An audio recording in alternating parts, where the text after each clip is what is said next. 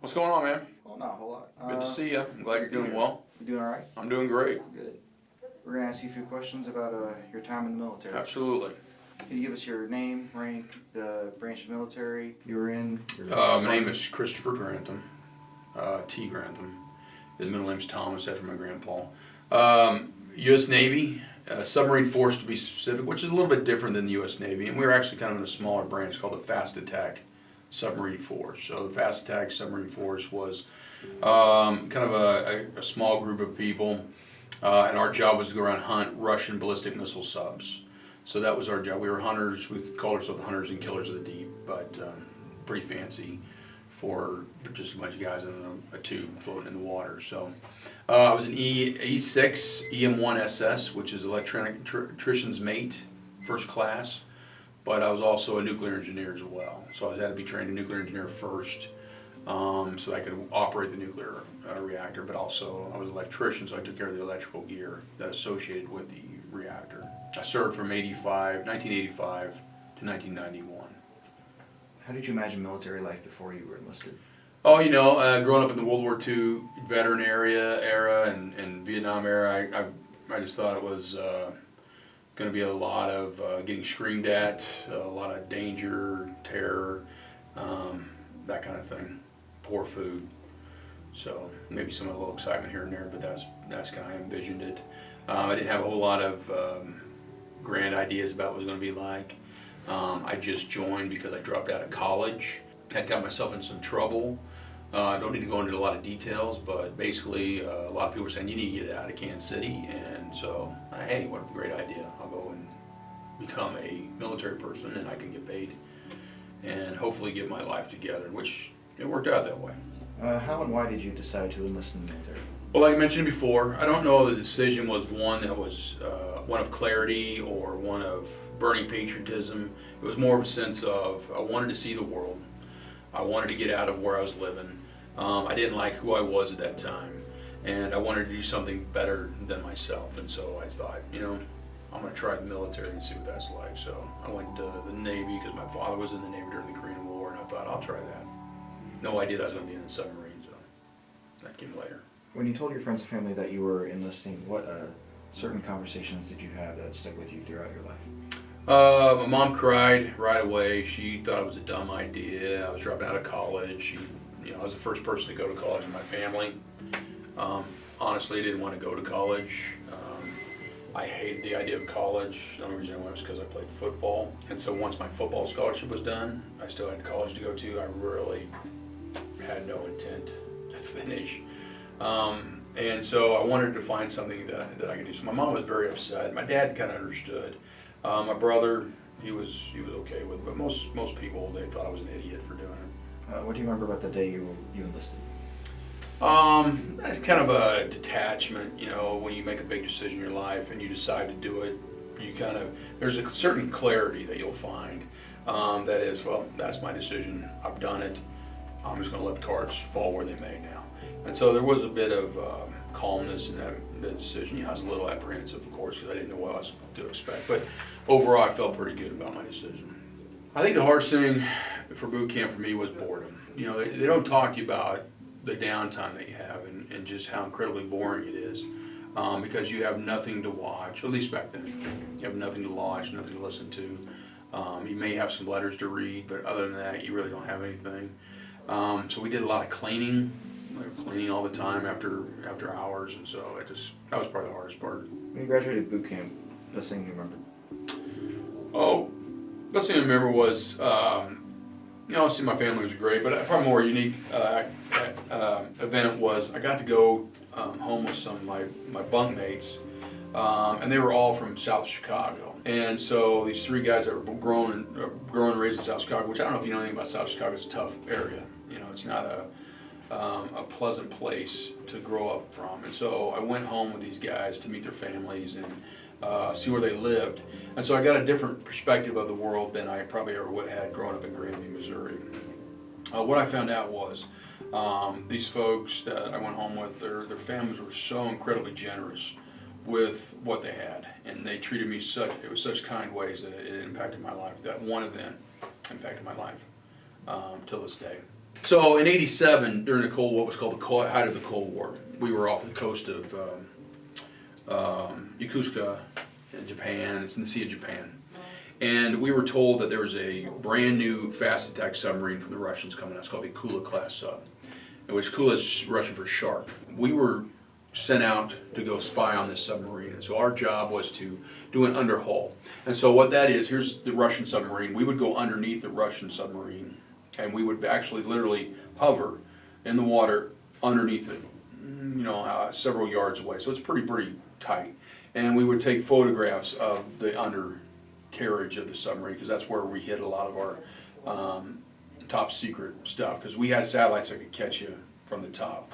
Even if you're submerged to a certain amount of water, we could still see you. So we went underneath them to see how the propulsion system was like, and any hidden weapon systems or communication systems that they had. And so we actually achieved that, and we came back. It was a pretty successful mission that we achieved. Then we got medals, and my captain got a big promotion and stuff. So it was a pretty big deal. It was a pretty unique situation. So when I first came to Harrisonville, I started teaching in the '90s. Out of the military, and I came to Harrisonville in 2000, and no one really cared. I was better. I didn't care. They didn't care. It's fine. I did my service, and I did what I did. After 9/11 happened, the superintendent of the school district, Todd White, came over and gave me a certificate thanking me for my service in the military. So I thought that was kind of interesting. That before 9/11, no one really cared that I was a veteran, and then after 9/11. Everybody seemed to suddenly understand that, hey, military guys, military men and women are important to us. We need to, support them. Now, I grew up in the Vietnam era where Vietnam vets were treated like crap. And, while I was in the military, it wasn't cool to be in the military in the 80s. And so I had a different perspective about that. But I also have a different perspective in things that I don't think you should automatically respect somebody just for their office or their personages. I think a person needs to act in a way to gain respect. So just because I was in the military, people say thank you for your service. I tend not to. You don't even know what I did. So don't, be careful with that kind of admonition. You shouldn't just thank somebody or love somebody for doing something that you have no idea what they've done. Just kind of like a teacher shouldn't ask immediate respect from their students. You should act in a way as a teacher or as a principal to get students to respect you. I've always had that trouble with, you should just respect me because I'm a principal. I don't agree with that. I think you should respect me for what I've done. And if I act in a way that you can respect me, then I should earn your respect. That's just my own personal philosophy, though. Before I was in the military, I was pretty wild and really made some idiotic mistakes. And so going in the military and having to be responsible for a nuclear reactor at the age of 24 made me grow up pretty quick. And so I think also the biggest thing was I proved to myself that I could do some very difficult things that I never thought I could.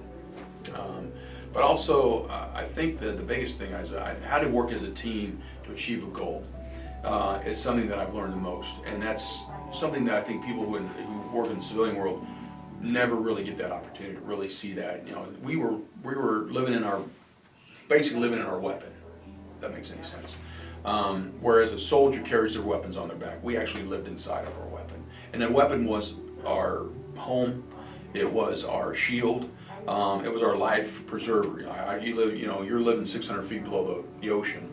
You have to work together to make sure everyone's safe. And so everyone kind of pulled their weight. And that was I think it was a very powerful thing that we supported each other through difficult times. And, we also worked in a team to make sure that everyone was taken care of. And that's something that I feel like I adhere to today still. If someone told you that they were enlisting in the military branch, what advice would you give them? I would say that I think it's a great idea. I think one, you got to serve your country. And regardless of how you feel about politics or what's going on, you will have that service. And I think the second thing that people don't understand this is that a lot of people serve in the military.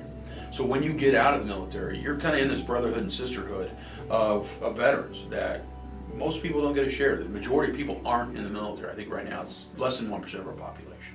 And when I was in '85, it was probably even less than that. And so you're in a small subgroup of the population that's actually, you have actually done you've actually sacrificed some of your own personal time and maybe even your life to serve your country. So I think it is a good thing. It'll help you also grow up. And if you don't want to go to college, military's a great idea. You get free college, you get free medical, you're getting paid, you get to see the world. You know, yeah, there's some danger involved in depends on what branch you're in, but it's also a way to grow in a way that, you know, going to college and getting $60,000 in debt is crazy, especially if you don't even want to go to college. And so I think if somebody came to me, and people have come to me, many of my students have come to me and asked me, I totally support their decision. I think it's a great way to start yourself off, and if not, it's a great career. I mean, I think back, I was in for 6 years. I think back 14 more years I could have retired from the military. And sometimes I regret that. I think I would have enjoyed another 14 years. It's just at that time I was looking to do something else. But in hindsight, it might have been a good idea. And a lot of my friends stayed in, and I still keep in touch with them. So I think it's a great idea for a young man or woman to do. I think it helps you grow up. It gives you opportunities that don't, you know, dissuade you from college. And then also you get free college if you can. That's a phenomenal trade-off.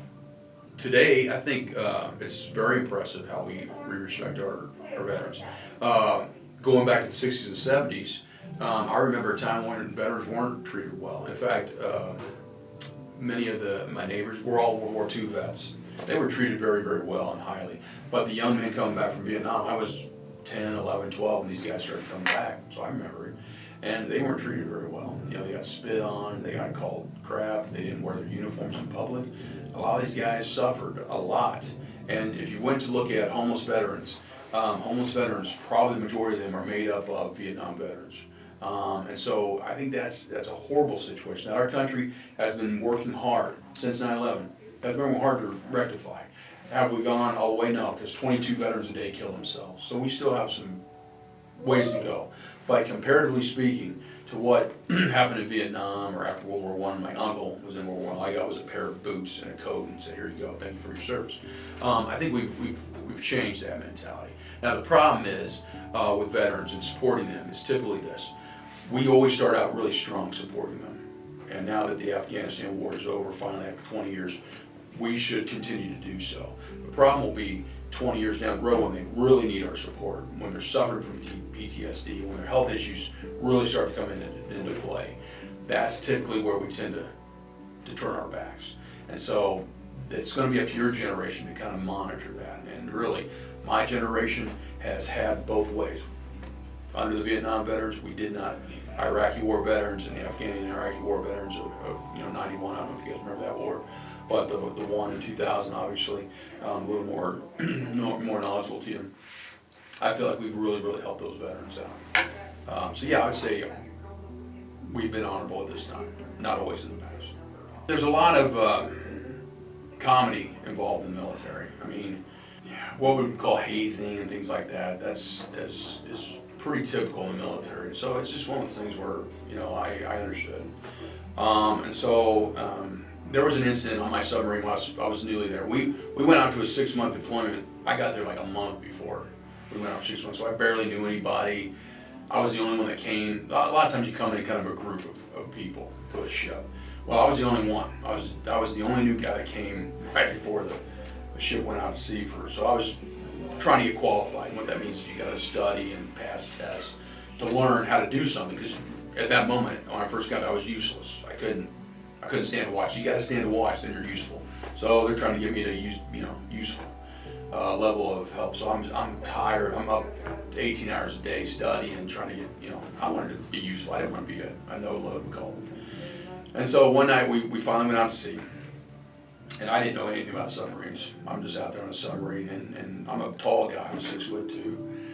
And what happens when you go out for long deployment? We put food cans on the floor, which raises the floor up a good 14 inches. So you're walking around hunchback all the time. It's very uncomfortable for a tall person. And I'm exhausted. I'm at the point of exhaustion, so I'm sleeping. Finally got some sleep, and these guys come running up to me, and had their EABs with the breathing mask on, had their anti-sea clothing, and said there's a nuclear reactor disaster. We need you in the back, and I'm like, what's going on? He said, no, you don't have time to get dressed. Just get back there. I had my underwear on. I put my boots on. I had my belt on with my little TLD, which is what it's how they measure radiation that we get. And I had an air breathing mask. And they're like, you gotta get back there, Grant. You gotta get back there. So I go running back there past the reactor. And as I'm running through the reactor compartment, I noticed that there's not any kind of emergency things going on, but I'm still like, I'm not thinking, I'm just going. So I get back to the maneuvering and Petty Officer Grantham reporting, and everybody is just, they take off their ABs and just laughing. And I realized at that moment that, you know, I think what you guys would call punked.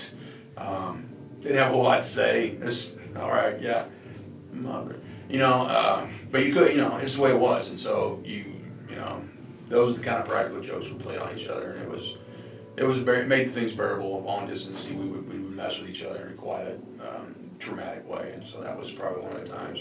There was a couple other those that they fooled me on some things, but once you figure it out, then new people come to the ship, and then you're the one that gets to fool them. So it was always kind of keeps rolling downhill. So that's the military way, though.